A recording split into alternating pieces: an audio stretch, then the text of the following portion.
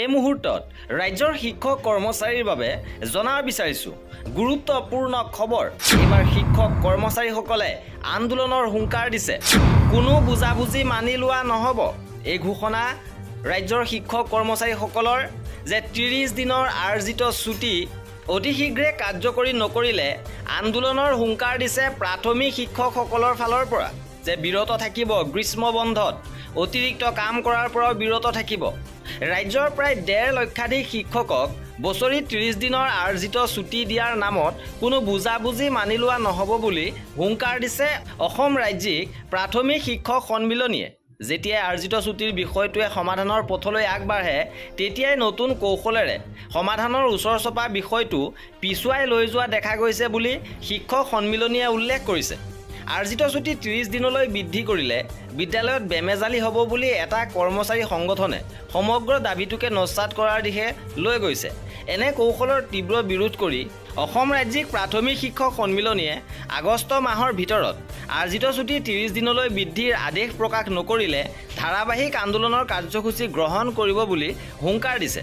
আনহাতে গ্ৰীষ্ম বন্ধ উপভোগ কৰাৰ বাবে শিক্ষকক 30 দিনৰ আৰ্জিত ছুটিৰ পৰা বঞ্চিত কৰি পুনৰ গ্ৰীষ্ম বন্ধত প্ৰশিক্ষণ আদিৰ মাজত আবদ্ধ কৰিব বিচৰা কাৰ্যক সন্মিলনীৰ সভাপতি অখিল চন্দ্ৰ নাথ আৰু প্ৰধান সম্পাদক ৰাতুল চন্দ্ৰ গোস্বামীয়ে তীব্ৰ বিৰোধ প্ৰকাশ কৰিছে।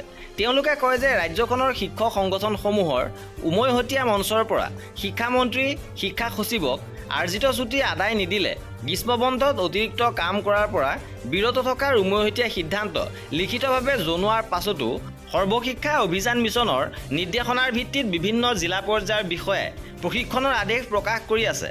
ইতিমধ্যে প্ৰায় সকলো জিলা শিক্ষা বিষয়াকে প্ৰশিক্ষণত অংশ নোলোৱাৰ বিষয়ে লিখিতভাৱে জিলা মহকুমা সংগঠনসমূহে অৱগত কৰিছে। তাৰ পাছতো মানসিক চাপ সৃষ্টিৰে প্ৰশিক্ষণ কাৰ্যসূচী সফল কৰাৰ প্ৰচেষ্টা চলোৱা দেখা গৈছে। গ্ৰীষ্ম বন্ধকালত বাধ্যতামূলক কোনো প্ৰশিক্ষণ প্ৰাথমিক শিক্ষকে অংশগ্ৰহণ নকৰে।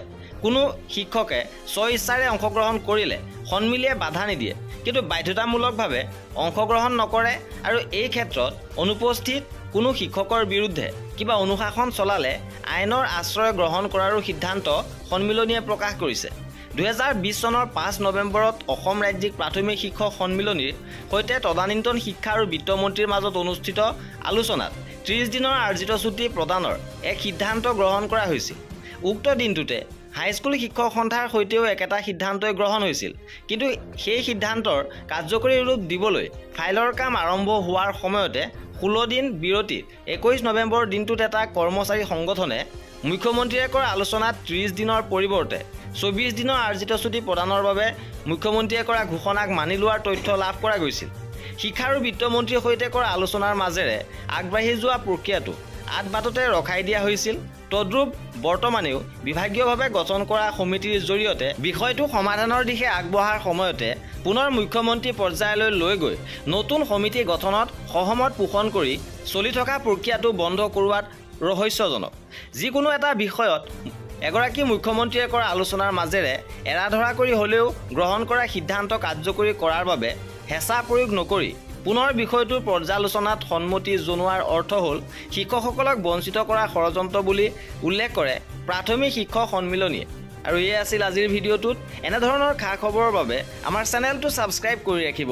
ভিডিঅ'টো শেষলৈকে চোৱাৰ বাবে বহুত ধন্যবাদ।